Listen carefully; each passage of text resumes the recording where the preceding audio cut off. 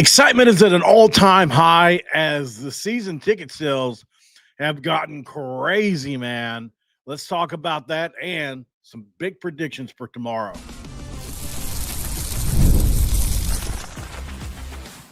You are Locked On West Virginia, your daily podcast on the West Virginia Mountaineers, part of the Locked On Podcast Network, your team every day. And what is up, guys? Welcome back in. My name is Mountaineer Paul. I am your host. This is Locked On West Virginia, baby, where we're talking about the Mountaineers 24 hours away from game day. Tomorrow comes. Absolutely.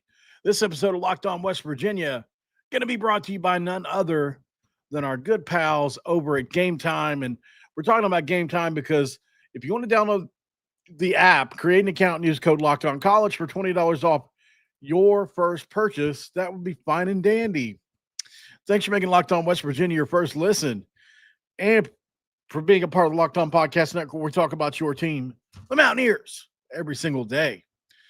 Guys, if you didn't know, now you're going to know. The season ticket sales have reached a peak since we haven't seen in a long time, since Big East days, since we've been in the Big 12.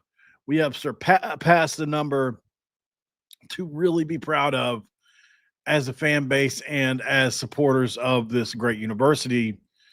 So yesterday, the West Virginia, they announced that the program is sold out of 2025 season tickets with an official number of 33,634, which is the highest season ticket total since joining the Big 12 in 2012. So the Backyard Brawl is also sold out. Which is it's going to be one hot ticket, obviously. So there's a lot going on here, right? I'll be honest. This is the product of a few different things. Why did this happen, right? It didn't happen for the last 6 years. Why? Is that an important question to ask? Maybe, maybe not. Obviously, apathy had begun to set in.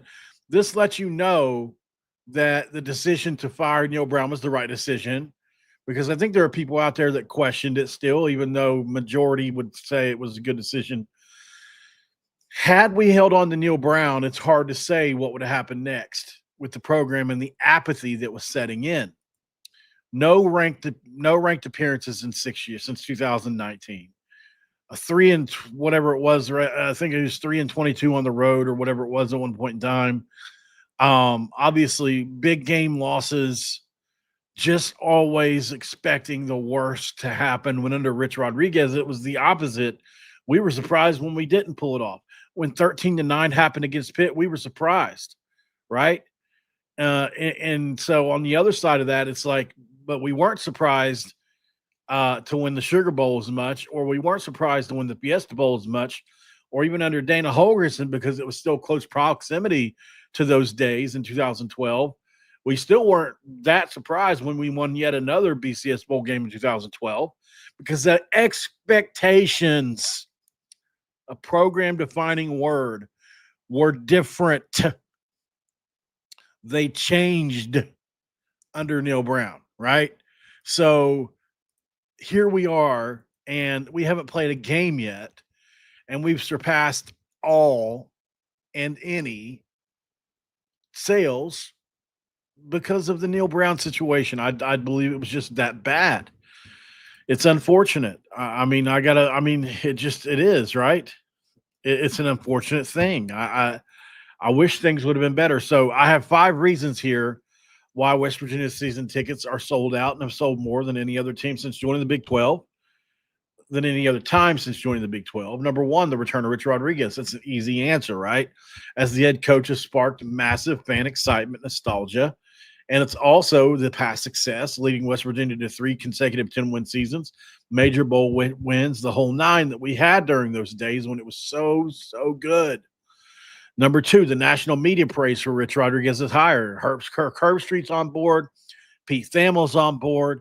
You've got, basically everybody that comes on the Pat McAfee show on board.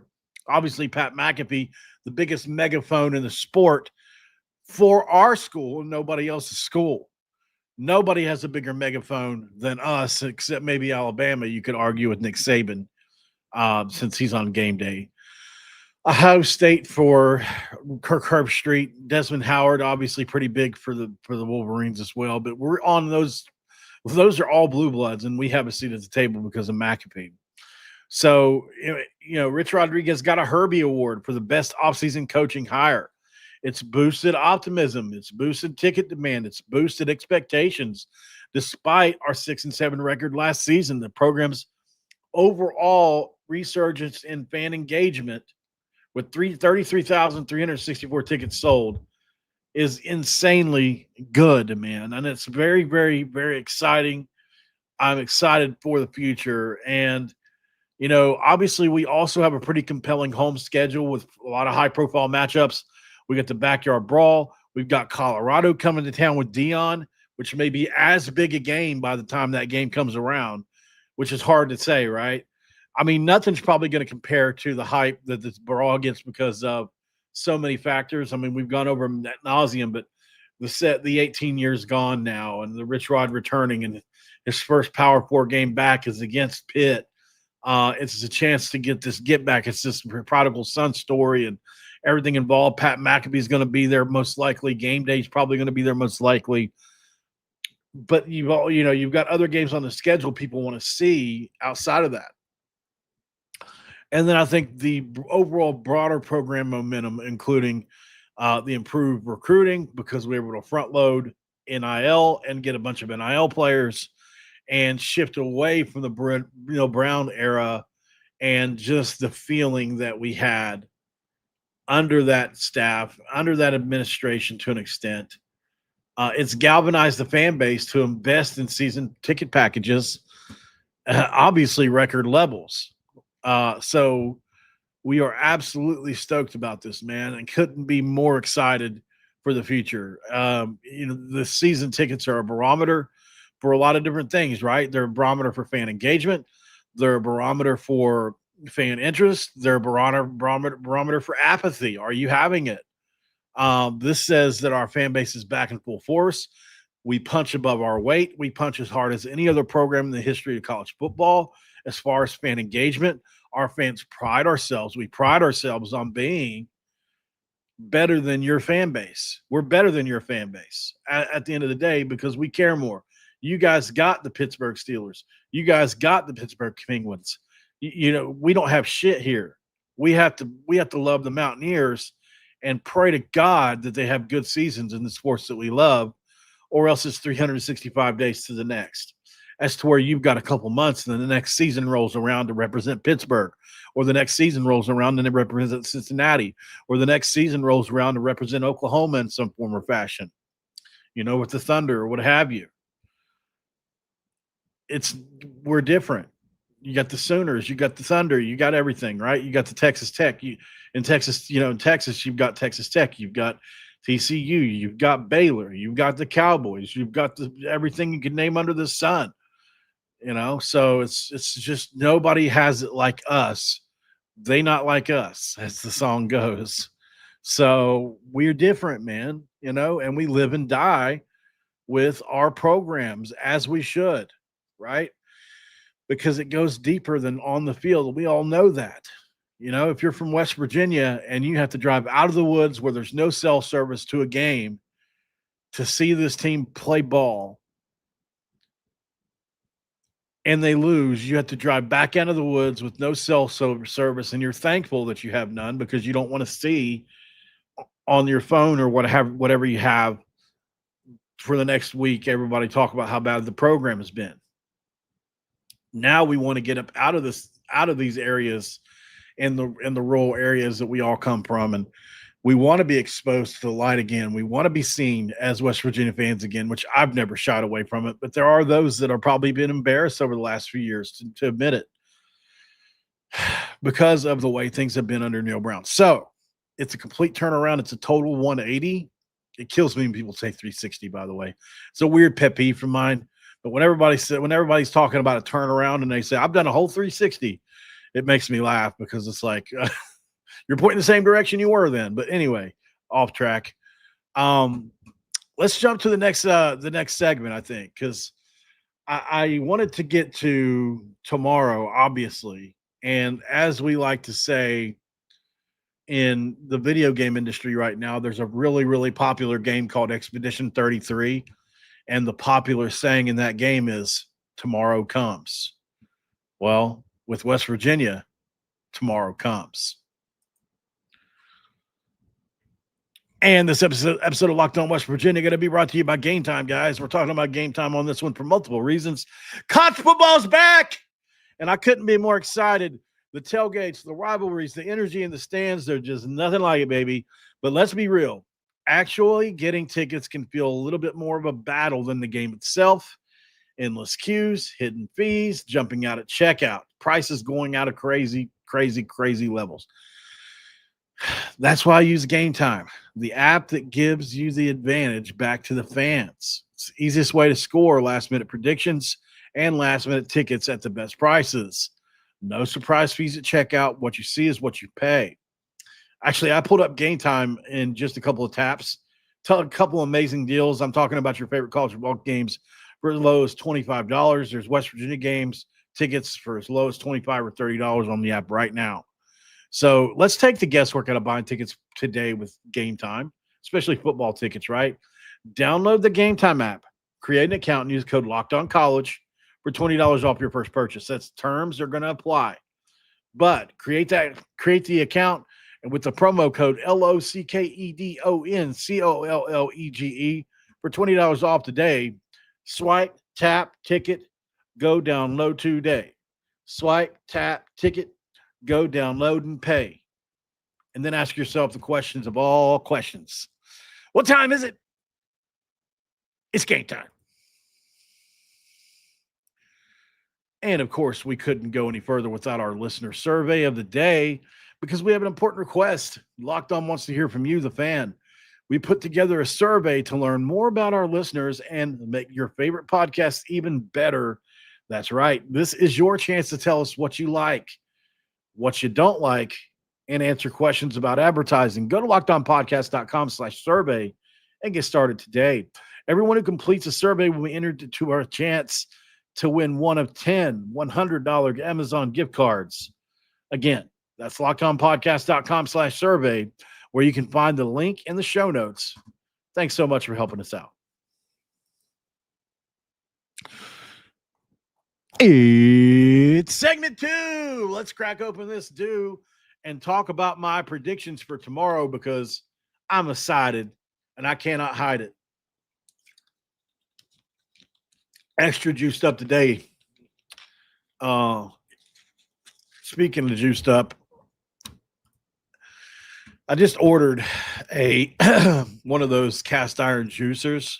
I'm excited about it because, I'm obviously a big soda drinker and I'm trying to get away from it.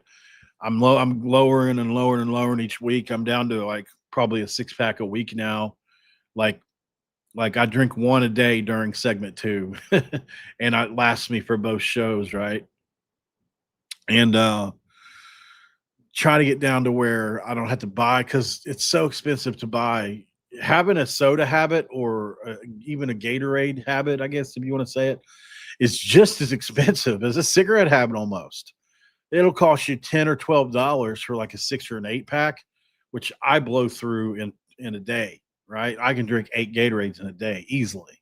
So, because I drink them with every meal. I drink them when I'm thirsty. Like, it's just that, right? So, yeah, a cast iron juicer might be where it's at for me. I'm going to see what that's all about because I've seen some rave reviews on those things. All right, let's jump into the next segment here. Appreciate you guys for joining on. I love you guys. I'm so excited. Like I'm having to control myself because, as a lot of you guys know, I've been open about my bout with panic disorder. By the way, I've come a long way on that since a couple months ago. 2 months ago, about 2 months ago, right before I went to Utah, I was having 2 or 3 major panic attacks a day. Just hit me out of nowhere. I'm talking nowhere. Blood pressure up over 200, like that kind of stuff. And now I have 0, and hopefully it stays that way for a while. But I don't want to get myself too amped up, like I'm afraid to sometimes as to where Most people don't even think about that, right? Sucks, man.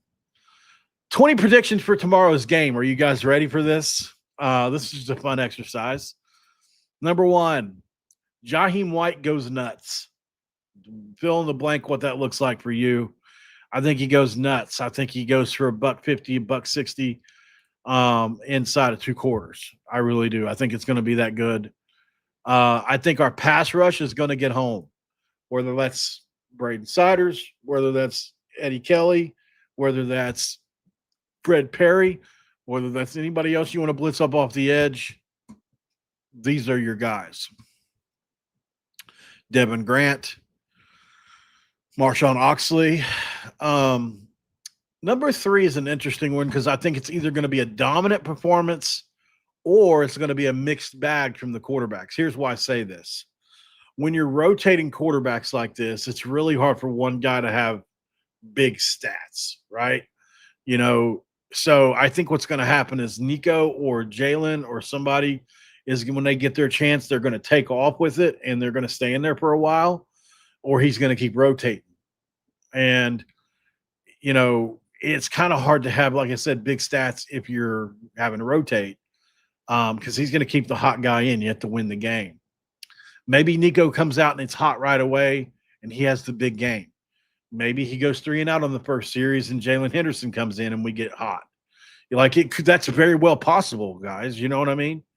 So I don't think he'll probably take Nico out after 3 and out, but 2 3 and outs or something, definitely, right? So there is some pressure on these guys to perform in this game. And I think it's good pressure because as we saw last night, Ohio University will kick our ass if we don't come to play. We're going to be able to score on them, but can we score with them if it gets into a shootout? I think our defense is going to come to play in that game, but they've got a quarterback that even when you play everything perfectly, like I said yesterday, how Parker Navarro from Ohio University doesn't have a $2 million NIL deal, which maybe he does at Ohio. Maybe they figured out a way to pay him. I don't know. But, he was there last year, and he was this good last year. I remember watching it. But we weren't about to play him, so it's like I didn't really think about it in the context of, like, West Virginia. Parker Navarro will kick our ass if we're not ready. He's that good. Like I said, I would put him up against any of the. He'd be a top 3 Big 12 quarterback, in my opinion. I really believe that. He can run. He's Garrett Green fast with his legs, and then you add into the fact that he's got a very good arm.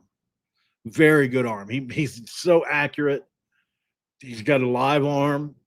I was shocked with how good he is and how it just blows my mind. And in this era, a group of 5 team can have that good of a quarterback. 7 or 8 years ago, sure, that happens.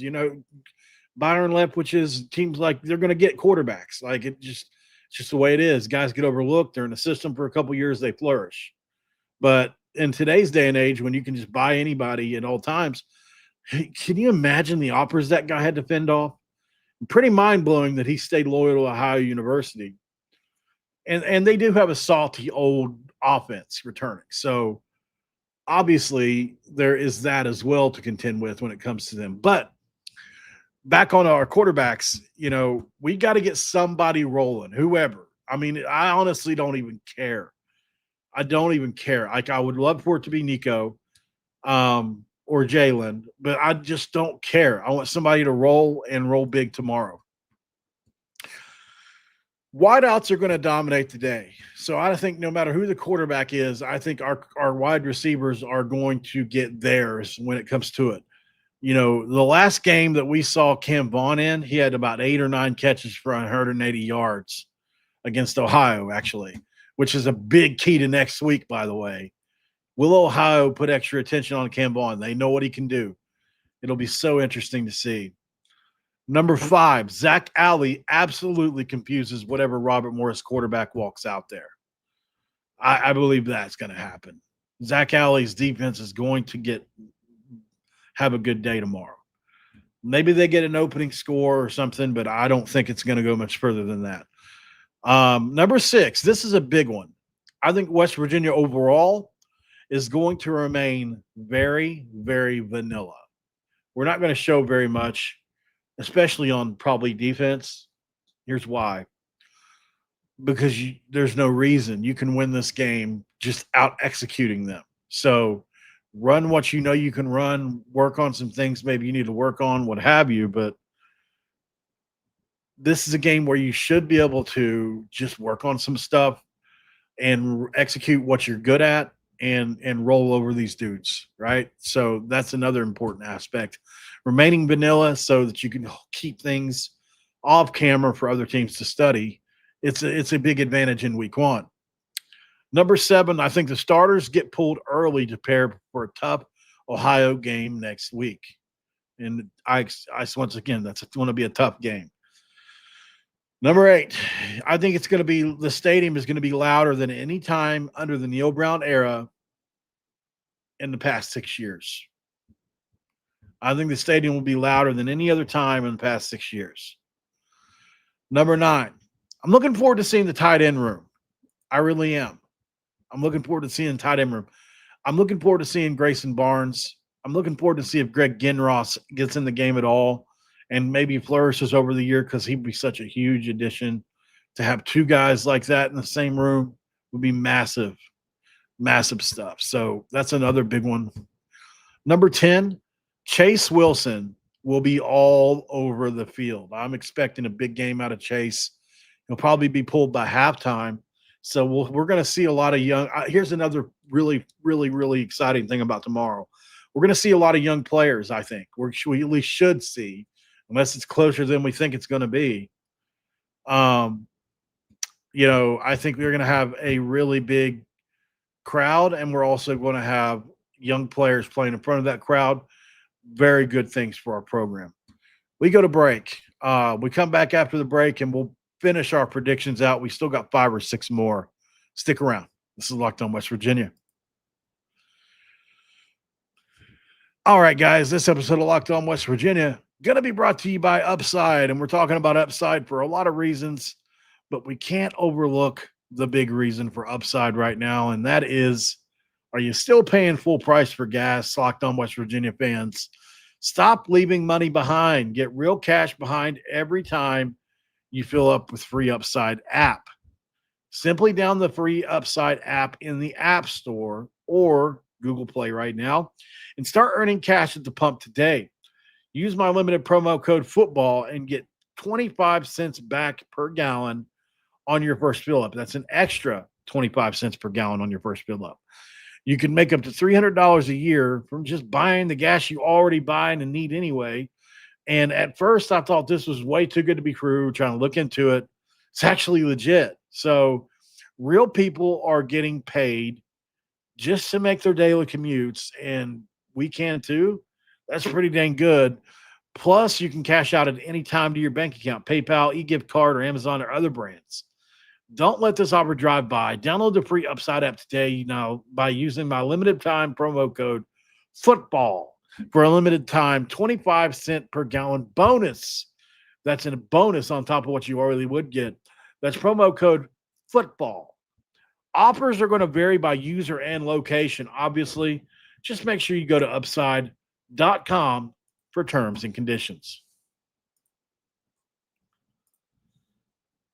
All right, guys, we are back here in Locked On West Virginia in segment 3, and I thank you guys so much for being here. So we talked about Chase Wilson being all over the field. Number 11, Fred Perry lays the wood at some point. There's going to be some point in the game tomorrow where Fred Perry hits somebody, and everybody's going to go, oh, you're going to hear it throughout the stadium. I think that'll happen tomorrow. Number 12, because I think we're going to go up big early, as long as he's healthy, this one's going to make me happy if it happens, as you guys know. I think Sincere Bowers is going to explode. I think he's got the potential to explode for some big runs tomorrow and have some big, big gains. Absolutely. Depending on who they give carries to. But I'm hoping Sincere Bowers. Number 13, I think West Virginia gets off to a fast start. I thought about it. I debated it. I even considered the slow start angle. But I think it's going to be a fast start because of how we play. I just think it's going to happen fast. It's either going to be on defense, we're going to get a turnover early and a score, or we're just going to make them punt it and score, or we get it first and we score. One of the three things. Number 14, this is kind of a funny one, but I don't think Rich Rod's going to be happy afterwards, no matter what. Maybe he'll be a little bit happy. He'll show a little bit of happiness, but he's not going to be satisfied at all. There's going to be stuff to work on. There's going to be stuff to get better at for sure, and he'll never admit publicly that he's happy about it, I don't think. Number 15, Nate Gabriel is a force in the middle. Nate Gabriel is a force in the middle. He was a freshman last year. He had flashes of greatness at times. Nate Gabriel has a chance to step up and be a Dante Corleone type for West Virginia. Now, will he be that good? Not saying that, but I mean, he's a man in the middle. He's a sophomore or a redshirt freshman. No, he's a sophomore that can absolutely, positively clog up the middle for West Virginia linebackers, and that'll be a good thing. Number 16. Let's see. The defense forces at least 3 turnovers like Zach Alley once, including a pick by Michael Coach Jr. So that's another one. That's another one that's pretty big. Number 18, I think the special teams are going to deliver a big play, either a long return, a long punt return, or a punt block. One of those three things will happen. Number 19, I think the offensive line is going to dominate in pass pro, allowing 0 sacks, and is going to pave the way for probably 200-plus rushing yards. It's just the truth. Number 20, West Virginia cruises to a 45-plus point victory. But like I said in the earlier statement, Rich Rod is going to critique execution flaws post-game. And last but not least, there is a chance that we play our fourth string in this game. I do think there's a chance. Now, I think they're going to get second string guys out there and maybe some third string guys, maybe even get some walk-ons and fourth string guys out there. There's a chance this thing gets blown wide open. Considering Robert Morris is replacing as many, if you haven't seen my Robert Morris previews earlier in the week, you'll see why I'm saying this. They're replacing their defensive line coach, their special teams coach, their defensive coordinator, their offensive coordinator. They're replacing it all. They've got like 50 new players. Like they're like us, except at the FCS level. So I just think our talent is going to overcome them in a massive way. Plus, they don't have the Jacksonville State guys like we do to make this a little bit more smooth of a transition. And I think those guys are going to play tomorrow, and they should be pretty cohesive with what's going on. All right, guys, that's it. That's all I got for you on this one. I just wanted to do a quick episode today. I may take the rest of the day off. I've been doing 2 videos a day for a long time, as you know. I think I might take the rest of the day off just to give myself a little break from talking sports all the time, unless something happens, because tomorrow is going to be a big day, obviously, with the post-game reactions and then previewing the next week and the whole 9. So I may take a day off from doing 2 videos. We'll just have to see how it plays out. But I want you to know I love you guys. I can't wait to be back here tomorrow talking West Virginia football. And since it doesn't go till 2:00, I might be able to contain myself. I may do a video before the game, but I'll certainly do one right as soon as the game is over with. Make sure you're tuned in right here. There are going to be other people that do content, and I get that. But I don't feel like anybody does it better than me. So, I know that sounds cocky. I'm just keeping it real. I feel like I'm going to do a good job here. Hopefully you guys are here for it. If not, we'll catch you on the replay either way. All right, guys, thanks for making Locked On West Virginia your first listen and for being a part of the Locked On Podcast Network, where we talk about your team, the Mountaineers, every single day. Make sure you like, subscribe, share the whole thing. and also Locked On Portal. Locked On Portal is where it's at, guys. Check them out right as we get out of here. They do a great job over there as well. And we'll see you tomorrow, man. Tomorrow comes 24 hours away. See you then. Let's go Mountaineers.